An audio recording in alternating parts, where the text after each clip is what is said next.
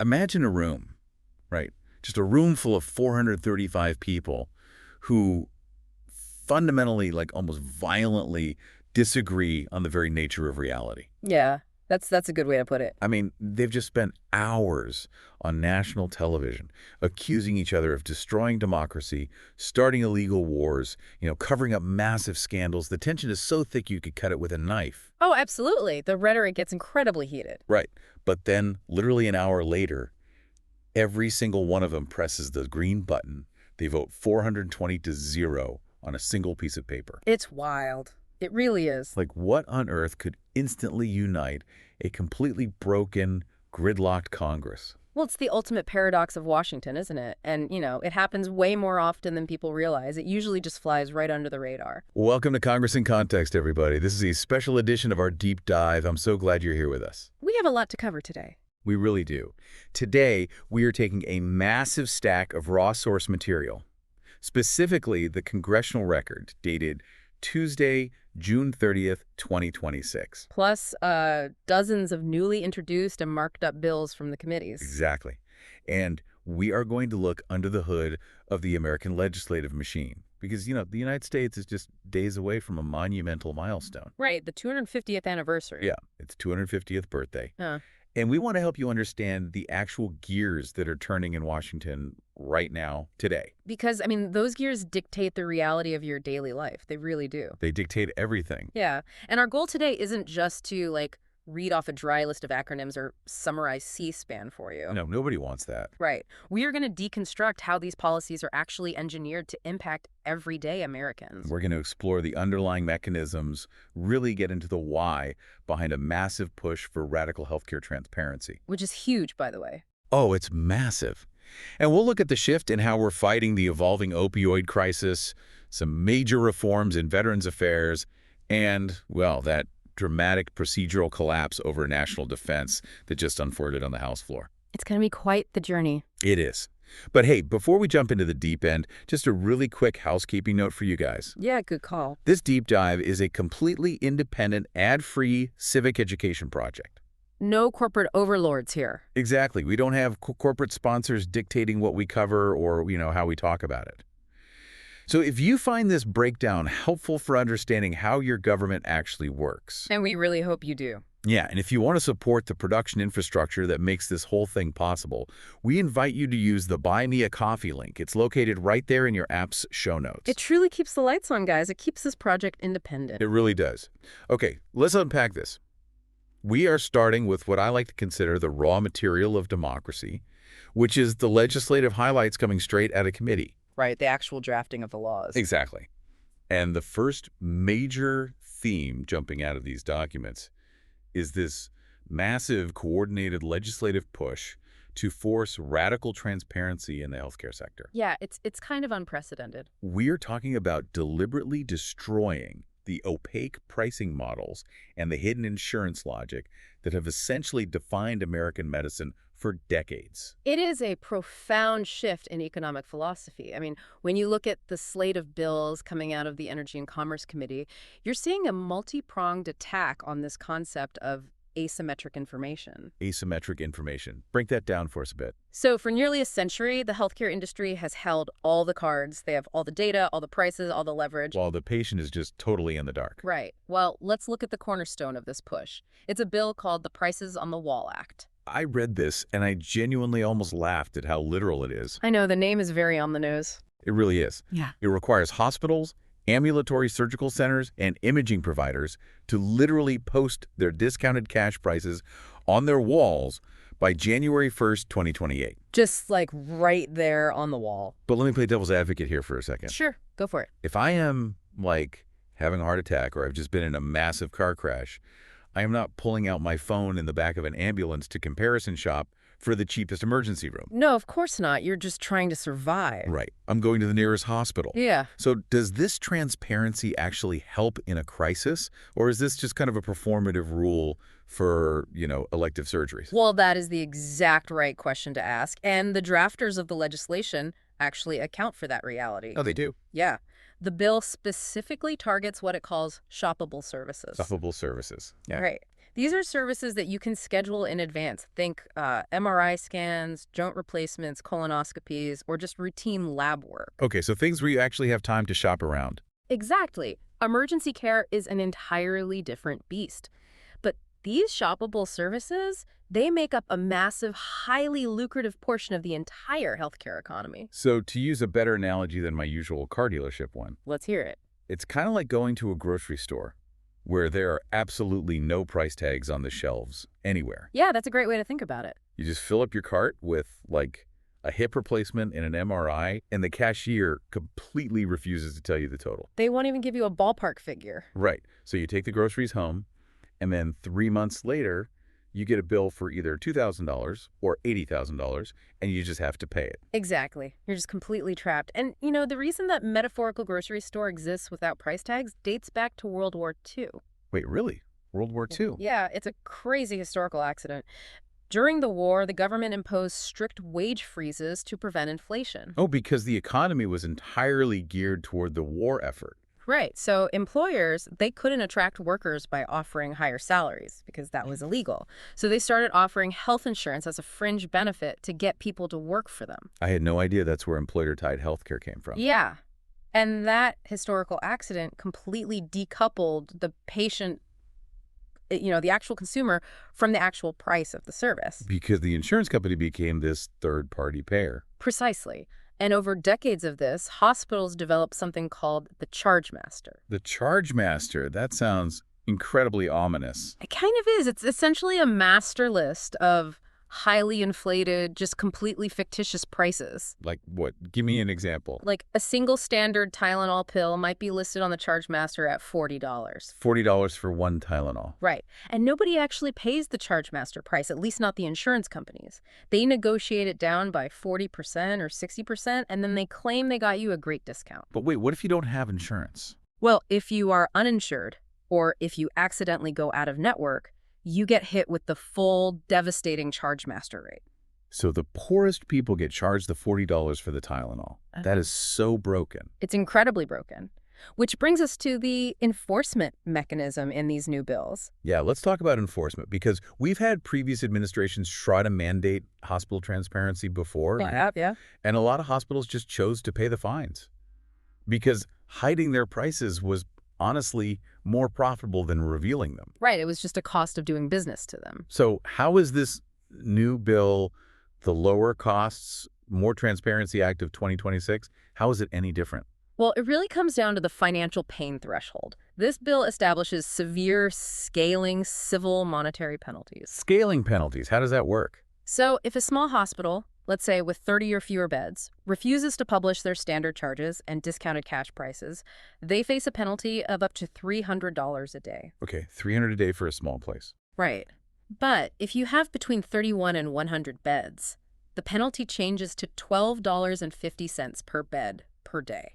Wait, let's do the math on that. So if I'm a major hospital network with, say, 500 beds. Okay, let's run the numbers. $12.50 times 500 beds. That's over $6,000 a day. Yeah. Which is roughly $2.2 million a year in fines. Yeah, over $2 million a year. Is that even enough to force compliance, though?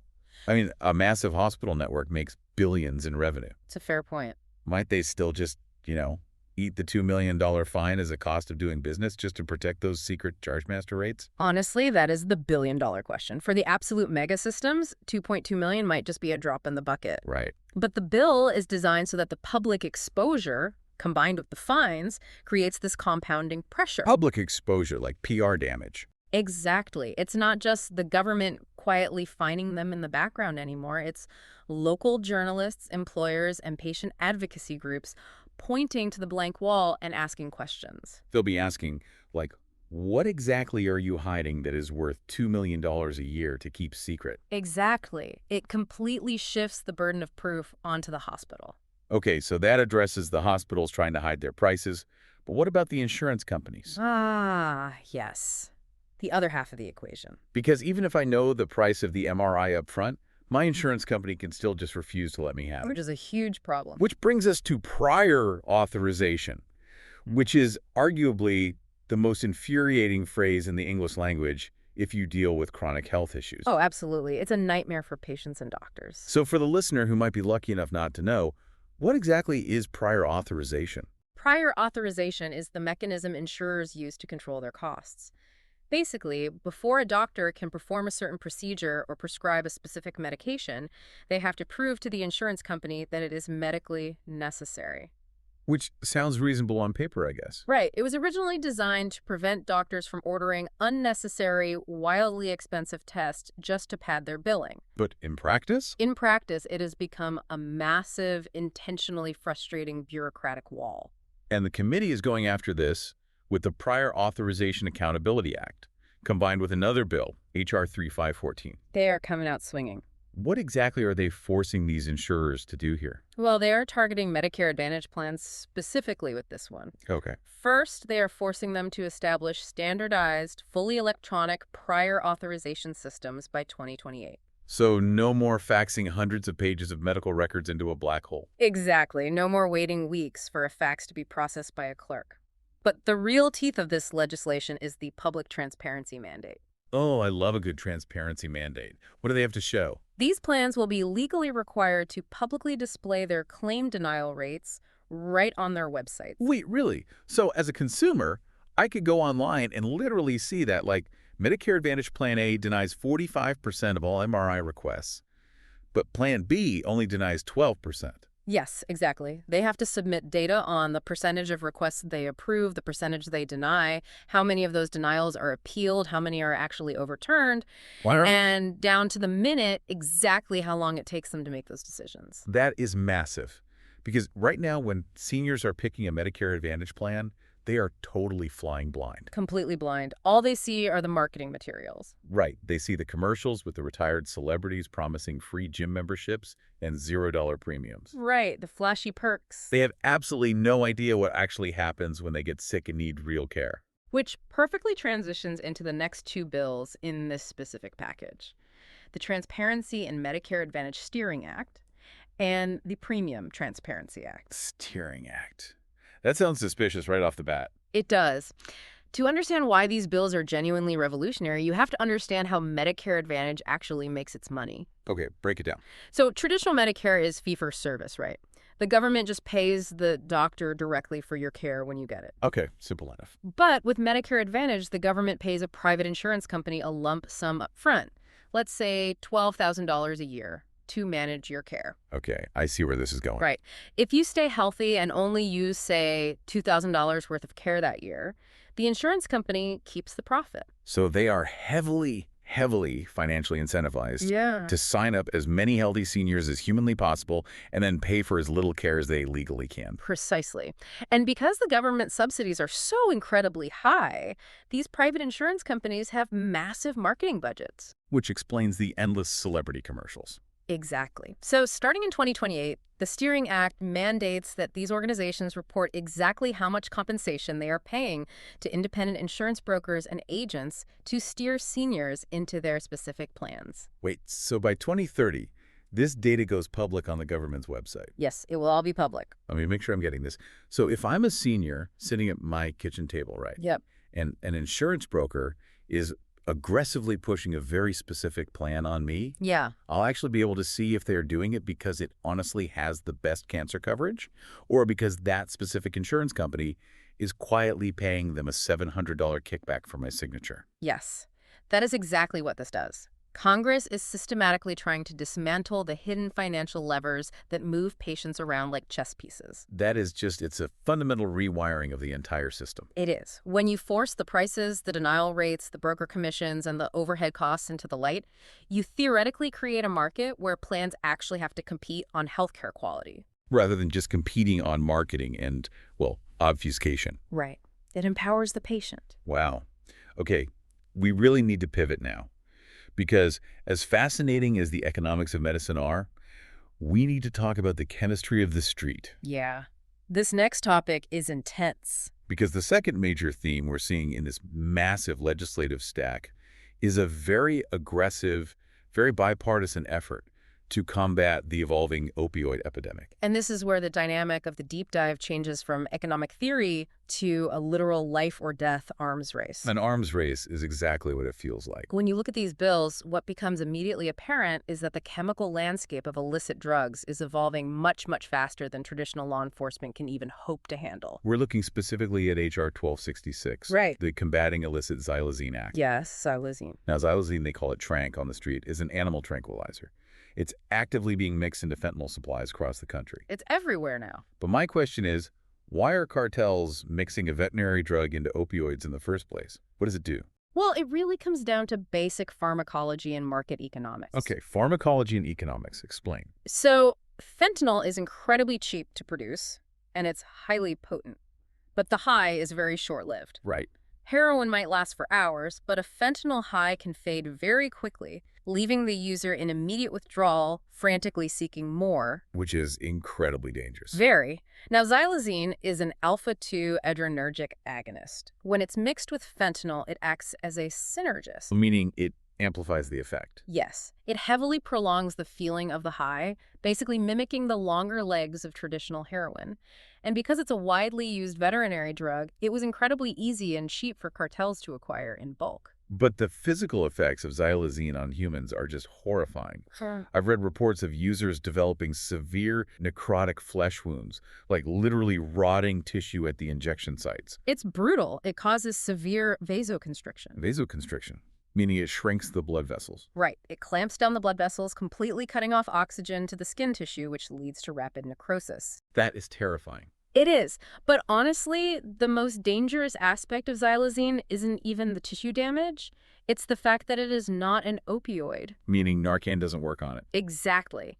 Narcan, or naloxone, works by aggressively knocking opioids off the opioid receptors in the brain, instantly reversing an overdose. Right. It's a miracle drug for opioid overdoses. It is. But if someone is overdosing on a fentanyl-xylazine mixture, you can hit them with Narcan, and it will clear the fentanyl from their system, but the xylazine is still actively suppressing their central nervous system. Because it's attacking a completely different set of receptors in the brain. Exactly. They will still stop breathing even after the Narcan. So how does Congress actually fight a chemical that isn't even supposed to be in the human drug supply to begin with? Well, H.R. 1266 attempts to tackle this by adding xylazine to Schedule 3 of the Controlled Substances Act. Okay, so making it much harder to get legally. Right.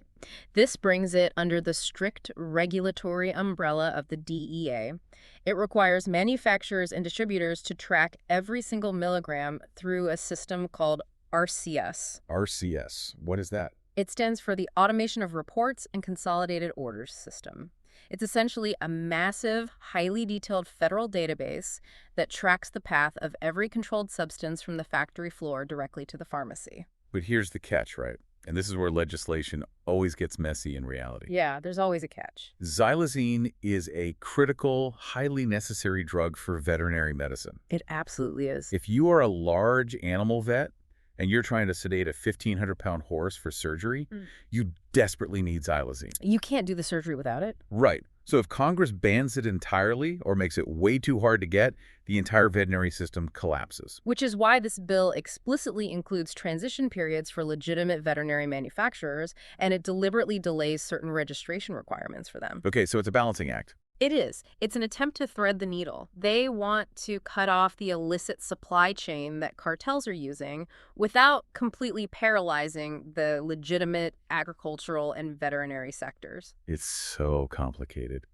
But the chemical arms race doesn't even stop there, unfortunately. Yeah. We also have H.R. 7970, which targets something called Nitazines. Right, Nitazines. Think of the Controlled Substances Act as a software firewall on your computer. Okay, a firewall. For decades, the government would identify a bad drug, they'd write a law banning its specific chemical structure, and they'd basically put it in the firewall. Simple enough. But modern cartel chemists are essentially biohackers at this point. They take the fentanyl molecule, they change one single atom on the chemical chain, and suddenly it's a brand new chemical that technically isn't in the firewall. So it's technically legal. Exactly. It's legal until the DEA realizes what it is and goes through a very lengthy emergency scheduling process to ban that specific new structure. So the DEA is constantly reacting months, maybe even years, after the new drug has already hit the streets. Yes. They are always playing catch-up. Now, nitazines are a class of synthetic opioids that can be up to 40 times more potent than fentanyl. 40 times more potent than fentanyl.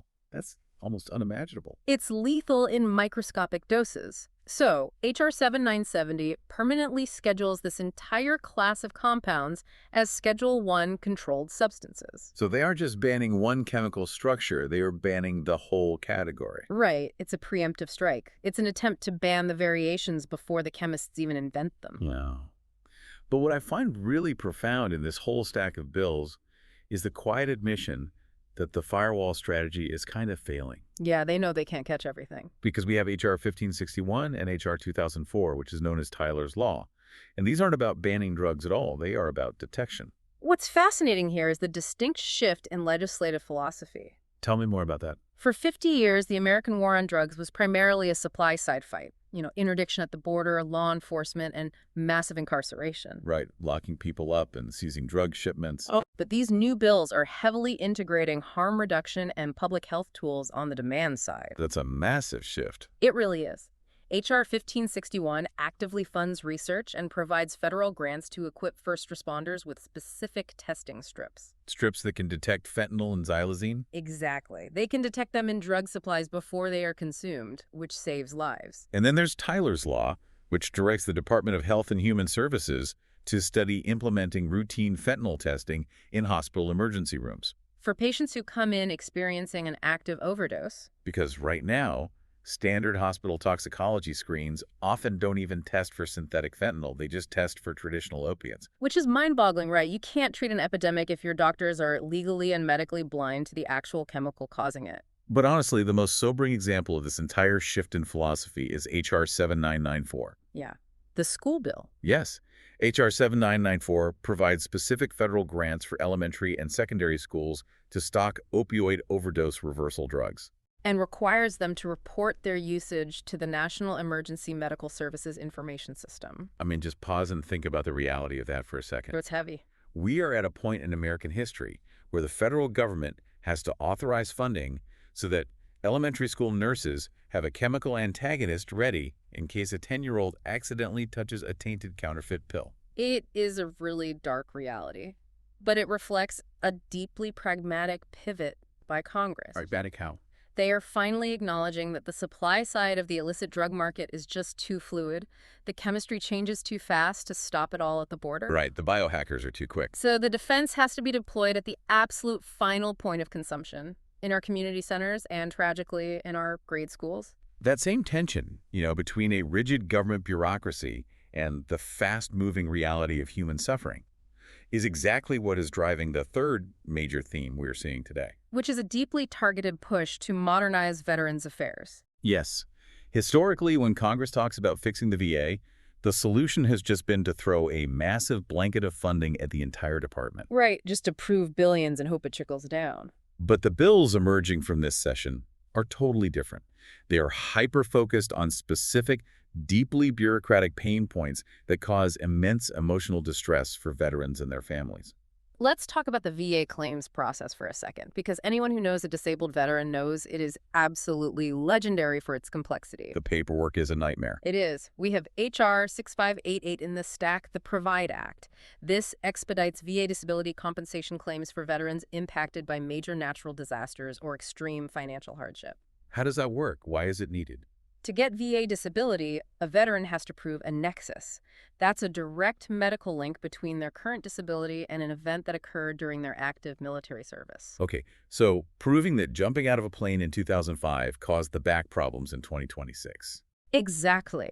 And proving that nexus often involves gathering decades of military medical records, scheduling private exams, and submitting massive physical files. But if a hurricane wipes out a veteran's town, or they lose their home to a wildfire, that entire paperwork process is completely derailed. They lose everything. So the Provide Act forces the VA to jump these specific, highly vulnerable veterans to the front of the administrative line. Exactly. But The bill that really truly stopped me in my tracks today is H.R. 4398, the Veteran Burial Timeliness and Death Certificate Accountability Act. That one is staggering. It really is, because it highlights a failure you wouldn't even know existed unless you actually lived through it. Right. So what does it do?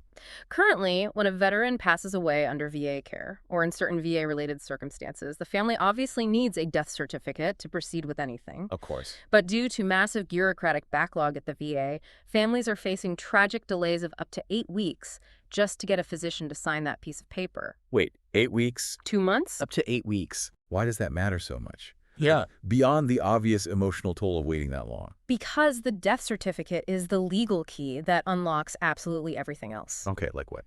Without it, the funeral home often cannot legally proceed with a burial or a cremation. Oh my God. The family cannot claim the life insurance they desperately need to pay the mortgage.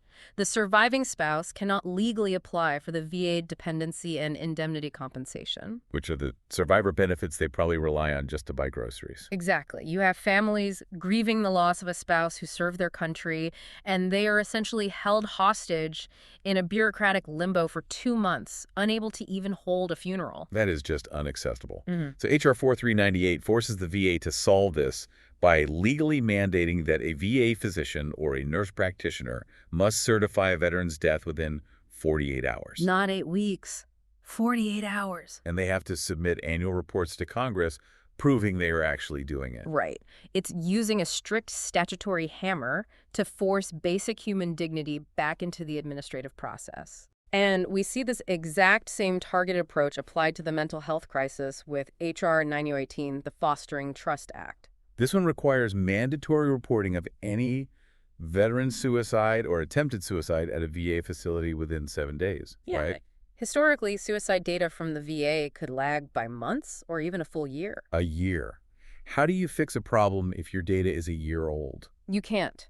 If you connect this to the bigger picture, you cannot stop a systemic failure if you don't know what's happening in real time. Right. If there is a cluster of tragic events at, let's say, one specific VA hospital in Ohio, the central office in Washington needs to know immediately so they can intervene. They need to change leadership or deploy emergency mental health resources. And the 7-day mandate removes the institutional cover for them to hide the numbers. Exactly. They're also looking at more holistic solutions, too. H.R. 9376, the Tours Act. The Tours Act, what does that one do? It mandates a 2-year study on the effectiveness of VA chaplain services in suicide prevention. Oh, that's interesting. Yeah, they are actively trying to figure out if faith-based engagement and spiritual counseling provide a measurable protective factor against suicide risk, completely separate from clinical psychiatry. It's good they were looking at every possible angle. And finally, there is H.R. 9006, the Locating Our Unclaimed Veterans Act. This one breaks my heart. It establishes a centralized database within the VA to collect information from coroners, local funeral homes, and state governments. In order to identify the unclaimed remains of veterans. Yes. Across the entire country right now, there are ashes and remains of individuals sitting in county morgues or funeral home storage rooms simply because they died alone. And the local county just doesn't have the resources to track down their military history or find their next of kin. Exactly. This bill forces the federal government to build the digital infrastructure to cross-reference John Does with military service records. So they can actually be identified, given full military honors, and returned to their families or interred in a national cemetery. It is incredibly heavy stuff. It is. But, when you look at all of this together, the healthcare transparency, the opioid harm reduction, the targeted VA reforms, it actually sounds incredibly productive. It does. It sounds like Washington is really working. The committees are hammering out pragmatic, necessary legislation. Well, in the committee rooms, behind closed doors, there is often a surprising amount of bipartisan, pragmatic work getting done. The markup sessions are where the actual legislative language is meticulously drafted. Well, here's where it gets really interesting, because the reality is that you take all of that pragmatic committee work, you bring it out onto the House floor. And chaos ensues. And suddenly, the machinery completely jams up. We're going to transition now from the quiet work of the committees to the absolute friction on the floor. And to understand this gridlock, you really have to look at the vastly different realities both sides are operating in. We are going to examine a massive clash over national defense that occurred in this specific session. Okay, before we dive into this clash, a quick disclaimer on impartiality for you guys listening. Yes, very important. The following segment contains some highly politically charged statements from both right-wing and left-wing politicians. We want to clarify that this show is not taking any sides or endorsing any of these viewpoints. Not at all. Our goal is strictly to impartially report the factual content of the congressional record so you can understand the exact arguments that are shaping the legislative process. We are just the messengers here. Exactly. So let's set the stage. The House was attempting to pass H.R.'s 1398. This was a rule to allow debate on the National Defense Authorization Act, or the NDAA. The NDAA is H.R. 8800, and it is a massive $1.15 trillion defense bill. Trillion with a T. Yes. And the NDAA is historically considered must-pass legislation. It is the bill that legally authorizes the budget, the troop pay raises, the shipbuilding contracts, and the expenditures for the entire United States military for the fiscal year. Congress has passed an NDAA every single year for over 6 decades. They have. But before they can vote on the defense bill itself, they have to vote on the rule to bring it to the floor. And representing the push to pass this rule was Representative Austin Scott, a Republican from Georgia. Right. According to the congressional record, he championed the rule, arguing it was absolutely vital for national security. Rep. Scott framed the underlying bill as implementing a peace through strength agenda. Okay. Peace through strength. He heavily emphasized the need to rebuild an aging American defense industrial base, pointing to geopolitical threats and the fact that supply chains for critical munitions were alarmingly fragile right now. He actually quoted Ronald Reagan on the floor, saying it is immoral to ask troops to protect the country with aging, inferior equipment. He was arguing that advancing this rule was a fundamental duty to ensure the military isn't dependent on foreign adversaries for basic security components. And politically, Rep. Scott also used his floor time to defend the broader Republican agenda. He praised the current economy and noted that federal tax revenues were actually up under the current leadership of President Donald Trump. Right. His core argument was that the NDAA is traditionally a highly bipartisan bill that comes out of the Armed Services Committee with broad support, and blocking it on the floor was a dereliction of duty. But on the other side of the aisle, Representative Jim McGovern, a Democrat from Massachusetts, fiercely opposed the rule. Oh. And his opposition was multifaceted and, frankly, incredibly aggressive. Rep. McGovern's first major line of attack was procedural. He attacked the inclusion of an amendment called the Save America Act, which the Republican majority was attempting to attach to the NDAA through this specific rule. The SAVE Act. That deals with requiring proof of citizenship to vote in federal elections, correct? Yes, exactly. Rep. McGovern characterized the attachment of the SAVE Act to a military funding bill as a deeply partisan effort to relitigate the 2020 election and an attempt to suppress the voting rights of American citizens under the guise of national security. So he was attacking the process of linking the two. Right. But he didn't stop at the amendment. He heavily criticized the sheer size of the defense budget itself. The $1.15 trillion. Yeah. He noted that the $1.15 trillion price tag means the United States is spending more on its military than the next 6 countries combined. Which is a staggering statistic when you think about it. And he used that staggering number to pivot to a broader critique of the Republican majority's domestic priorities. Bro, man. He argued that true national security isn't just about aircraft carriers. It includes domestic stability and healthcare access. He accused the majority of trying to cut $1 trillion from healthcare programs like Medicaid and the Affordable Care Act, while simultaneously writing a blank check to the Pentagon. And the rhetoric escalated significantly from there. As part of his critique of the administration, McGovern levied severe accusations, explicitly stating on the record his absolute opposition to giving $1 trillion to President Trump. Right. He claimed the president had started an illegal war, got service members killed, and did so to, and I am quoting the official transcript of the record here, distract from the Epstein files. It was an incredibly heated, visceral debate on the floor. It really was. It reflected deep, arguably unbridgeable partisan divides, not just on the military budget, but on the entirety of the political landscape. From healthcare funding to the legitimacy of elections to the personal conduct of the executive branch. So after all that fierce debate, what actually happened with the vote? Did they pass it? Complete procedural collapse. Walk us through it. In the House, you first vote on something called the previous question, which is basically just a vote to end the debate and move to a final vote on the rule itself. Okay.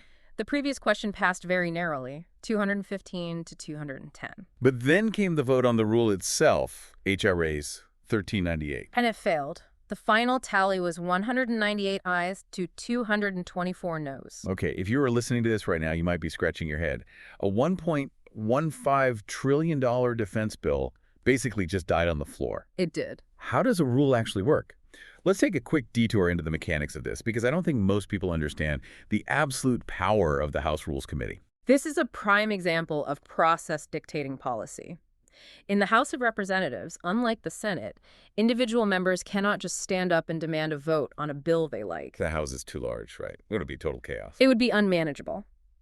So bills have to go through the Rules Committee. Historically, dating back to the late 19th century under speakers like Thomas R. Reed, the Rules Committee became the ultimate weapon of the majority party. It acts as the Speaker's traffic cop. Exactly. So the Rules Committee writes a literal rule for how a specific bill will be handled on the floor. And what does that rule say? The rule dictates the parameters of the debate. It says, we will debate this defense bill for exactly 1 hour. And crucially, it dictates exactly which amendments are allowed to be offered on the floor. Okay. For this specific NDAA, the rule made an astonishing 312 amendments in order. 312? That's a lot of amendments. It is. But here is the critical mechanism.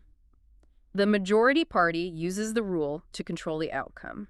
They will often attach highly controversial partisan amendments to a must-pass bill. Right, like attaching the SAVE Act to the military budget. Exactly. The strategy is to force the minority party to vote for a bitter pill because they don't want to be accused of defunding the troops in an election year. But it's a high-wire act. Very high wire. If the majority party has internal divisions, if even a handful of their own members defect because they think the rule is too extreme or maybe not extreme enough, they cannot whip enough votes. And if the rule fails, the underlying bill is stuck in legislative limbo. The entire $1.15 trillion NDAA cannot be debated or passed. Wow. And the crucial takeaway for you listening is that the failure of the rule is entirely separate from the merits of the actual defense bill itself. Right, they didn't necessarily disagree on buying fighter jets or raising troop pay. No, the bill collapsed because of the procedural baggage and the political ultimatums attached to it. Which brings us back to that paradox I mentioned at the very beginning of the show. Ah, yes. The paradox. In the exact same congressional record, on the exact same day, in a room that just tore itself apart over the military, the president, and election integrity, we see a moment of flawless, undeniable bipartisanship. Yes. HRS 1399, introduced by Representative Thomas Massie, a Republican from Kentucky. Tell us about this one. This was a privileged resolution directing the Ethics Committee and the Office of Congressional Workplace Rights to publicly release a consolidated list of members of Congress who had sexual harassment settlements paid out using taxpayer funds. Okay, to understand why this is such a big deal, you have to look at the Congressional Accountability Act of 1995. Right. For a long time, if a congressional staffer filed a harassment claim against a member might. The system was incredibly opaque, and settlements were quietly paid out of a special treasury fund. Literally taxpayer money used as hush money. Exactly. And HRS 1399 demanded absolute transparency. Yeah. A published list of who used public money for these settlements. And the vote passed 420 yeas, 0 nays, and 1 member voting present. 420 to 0. It highlights a fascinating reality of Washington dynamics. When an issue touches on fundamental institutional integrity, and more importantly, when it involves a massive vulnerability to public outrage regarding taxpayer funds. Partisanship evaporates instantly. Instantly. No member of Congress, regardless of their ideology, is going to go on the record voting to protect the secrecy of taxpayer-funded sexual harassment settlements. The political instinct for self-preservation overrides everything else. It really does. Now, we also have to view this entire day of debate against a massive historical backdrop. June 30th, 2026. Right. Congress is operating in the immediate shadow of America's semi-quincentennial. The 250th anniversary of the signing of the Declaration of Independence is just 4 days away on July 4th, 2026. The historical weight was palpable in the chamber during these speeches. Even the printed congressional record itself carries the Great Seal of the United States and is printed on recycled paper. Recycled paper. Yeah, which honestly is a fitting visual metaphor for the ongoing recycling and renewal of the founders' original debates. That's a great point. The representatives were highly aware of the anniversary, and what's fascinating is how they all utilized the exact same concept of American liberty to frame vastly different conflicting policy goals. Absolutely. Take Representative Chip Roy from Texas. He spoke passionately during the evening session, invoking the deeply intertwined legacies of Thomas Jefferson and John Adams. Adams and Jefferson are like the perfect avatars for this. They really are. They co-authored the Declaration. They became bitter political rivals who despised each other's vision for the federal government, and then they both miraculously died on the exact same day, July 4th, 1826, exactly 50 years after the signing. You can't write a better script. And Rep. Roy used that historical framing of a fragile republic to deliver an urgent critique of current immigration policies. How did he connect the two? He argued that the nation's fundamental sovereignty is actively at risk following recent Supreme Court decisions regarding the border. He urged Congress to immediately pause immigration, arguing that a nation without borders cannot survive another 250 years. Right. And that true compassion means protecting the republic so it remains a beacon of hope for the world. But then you have Representative Hernandez from Puerto Rico, who stood in the exact same chamber and marked a very different anniversary. 10 years of PROMESA. PROMESA, that's a contentious one. It is. PROMESA is the federal law passed in 2016 that established a financial oversight and management board to restructure Puerto Rico's massive debt. Now, for those who don't know, why does Puerto Rico have a federal oversight board? Because as a territory, Puerto Rico didn't have access to traditional Chapter 9 bankruptcy protections, like a U.S. state or municipality would. Right, they were stuck. When their debt crisis spiraled totally out of control, Congress stepped in and imposed this board, often colloquially called La Junta, which essentially has veto power over the island's elected government regarding budgets and spending. And Rev. Hernandez lamented this as a democratic tragedy. He explained that Puerto Rico effectively lost its democratic will to an unelected fiscal board. And he wove this directly into the 250th anniversary. He did, by reminding Congress that while Washington celebrates a nation of free states, it must not forget the territories that are currently governed without the true consent of the governed. He utilized the anniversary of liberty to demand the restoration of democratic self-rule. And finally, you had Representative Johnson from Texas, marking the 4-year anniversary of the Dobbs ruling that overturned Roe v. Wade. Right. She argued that women's health care access now dangerously depends entirely on their zip code, framing this as a catastrophic loss of fundamental freedoms and a massive step backward in the American experiment.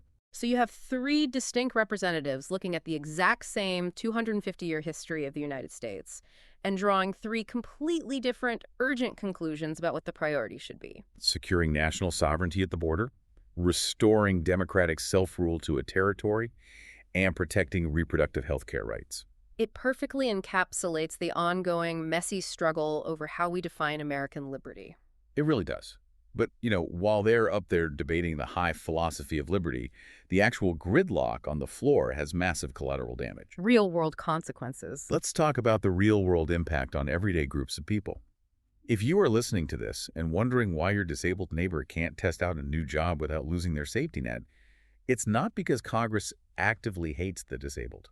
No, it's because their specific bill was taken hostage in a totally unrelated fight over a $1.15 trillion military budget. Let's break that down. Packaged inside that failed NDAA rule was H.R. 8884, the Removing Barriers to Work for Disabled Americans Act. To understand why the failure of this is a tragedy, you have to understand the cash cliff in Social Security Disability Insurance, or SSDI. The cash cliff, explain that. Currently, if you are receiving disability benefits, there is a strict income limit called substantial gainful activity. If you try to go back to work and you earn even $1 single over that limit, you lose a portion of your benefits. No, you don't just lose a portion, you fall off a cliff and lose your entire safety net, including your Medicare. Oh, wow. That creates a terrifying disincentive to work. Exactly. People with disabilities who want to try working, who want to test if their body can actually handle a part-time job, are terrified to even try. Because if their health fails a month later, they have lost their permanent lifeline.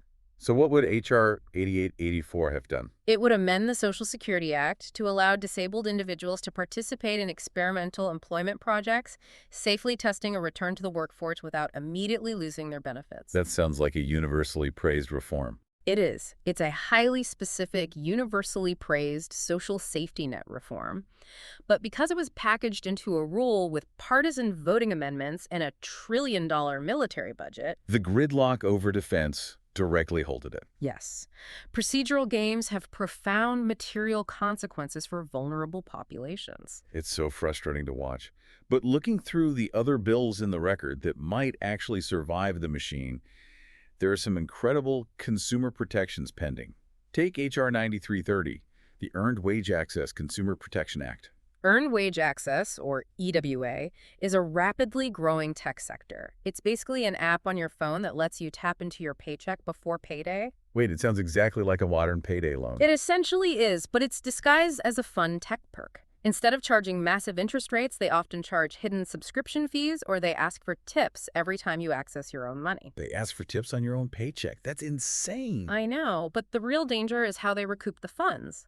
When payday finally hits, the app automatically withdraws the money from your checking account. If your paycheck was smaller than expected, the app's withdrawal can trigger massive overdraft fees from your bank, plunging the consumer into a debt spiral. So what does H.R. 9330 do to stop that? It establishes strict guardrails. It mandates that these EWA providers must offer a completely no-cost option to the consumer. Okay. It prohibits them from sharing any fees or kickbacks with the consumer's employer. And crucially, if the app attempts a withdrawal that causes an overdraft fee in the consumer's bank account, the provider is legally mandated to reimburse the consumer. It's forcing financial responsibility onto the tech companies rather than the low-income worker. That's huge. It is. And speaking of tech, H.R. 9501 caught my eye in this record. The AI Tax Integrity Act. Oh, this one is fascinating.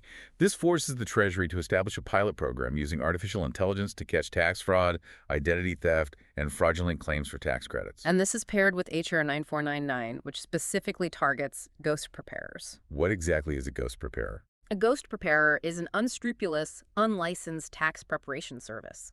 They charge a fee to prepare your return. They often invent fake deductions or claim massive tax credits you don't actually qualify for to get you a huge refund. Which sounds great until you get audited. Exactly, because then they refuse to digitally sign the return as the preparer. They just print it out and tell you to mail it in yourself. So when the IRS eventually flags the fraudulent return, the ghost preparer has completely vanished, and the taxpayer is fully legally liable for the fraud and the penalties. Yes, and people go to jail for it. Congress is attempting to use private sector AI technology to cross-reference data and detect the digital fingerprints of these ghost preparers at scale before the refunds even go out. It signals a broader, inevitable trend of the federal government adopting advanced tech to streamline bureaucracy. It does. It raises massive questions about the future of government auditing and privacy, of course. But from a purely anti-fraud standpoint, it's a major modernization step. It is genuinely wild to think about artificial intelligence auditing our taxes while Congress is simultaneously on the floor debating 250-year-old ideals from Thomas Jefferson. It's a contrast, for sure. But maybe that's the point. The system was meticulously designed by those founders to force consensus. It actively prevents a narrow, temporary majority from easily running roughshod over the minority.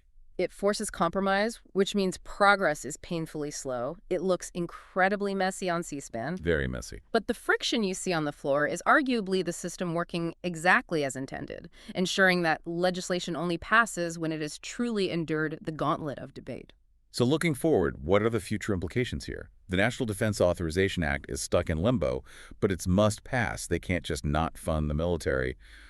What happens next week? Well, the House leadership will have to regroup and renegotiate the rule before the July 12th district work period ends. Mechanically, they have two options. Okay, what are they? First, they can strip out the controversial poison pill amendments, like the SAVE Act, to win over enough Democratic votes to pass a bipartisan rule. Or they have to whip their own party members much harder behind closed doors, using leverage and committee assignments to force compliance, and pass the rule on a razor-thin, strict party line vote. Either way, the military will get funded. The only question is how bruised the speaker's gavel will be in the process. Exactly. We also saw a significant foreign policy vote in this record, HCon Res 108. Tell us about that one. This was a concurrent resolution attempting to force the president to remove U.S. armed forces from hostilities in Lebanon within 7 days, utilizing the War Powers Resolution. And it failed decisively.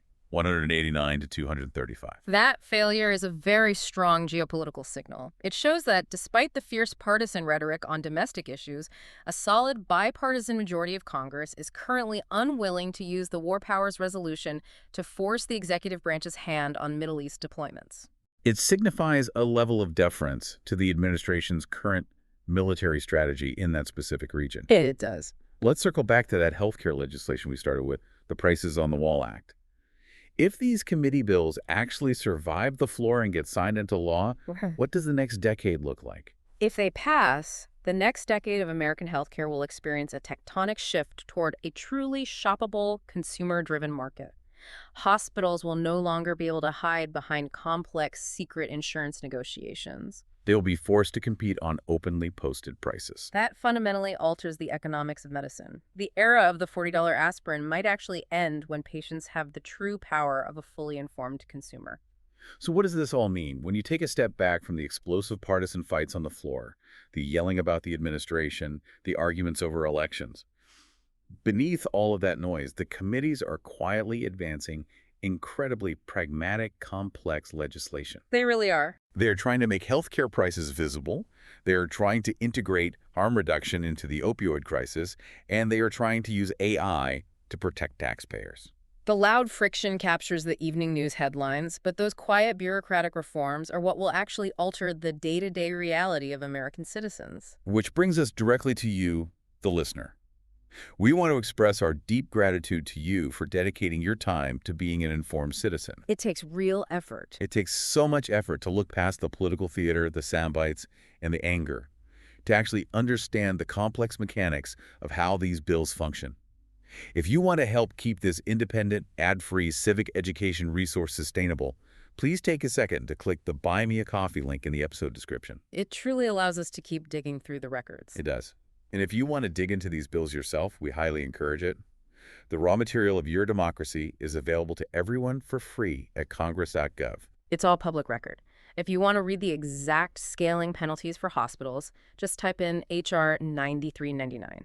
If you want to see the 420 members who united for transparency on harassment settlements, search for HR 1399. And remember, members of Congress are highly responsive to their constituents. That is literally their job. You can find your specific representative's phone number and office email directly on house.gov. Give them a call. Tell them what you think about defense spending or healthcare transparency. As for upcoming action to watch, keep a close eye on the House schedule following this upcoming July 4th recess. Watch the House Rules Committee specifically to see exactly how they attempt to revive the NDAA and which amendments survive the backroom renegotiations. But democracy doesn't just happen in the marble halls of Washington. We encourage you to participate beyond voting, whether it's advocating for your local school board to utilize the federal grants in HR 7994 for opioid reversal drugs, or participating in Disability Pride Month as recognized by Representatives Cisneros and Ramirez on the House floor in this very record democracy happens in your backyard. I want to leave you with a final thought to mull over. Congress just spent hours debating whether to mandate that hospitals literally write their prices on the wall so patients can finally see them. As we enter the next 250 years of this republic, we have to ask ourselves, will the greatest threat to our civic stability be the loud, partisan gridlock we see on the news every night? Or will it be the quiet, hidden bureaucracies from opaque healthcare pricing to untrackable military spending that we are only just now trying to drag into the light? It really makes you think about the mechanics of the machine. The check engine light of democracy is definitely flashing. The question is, are we brave enough to look under the hood, deal with the murky procedural waters, and actually demand that the gears are visible to the people driving the car? Thank you for taking this deep dive with us.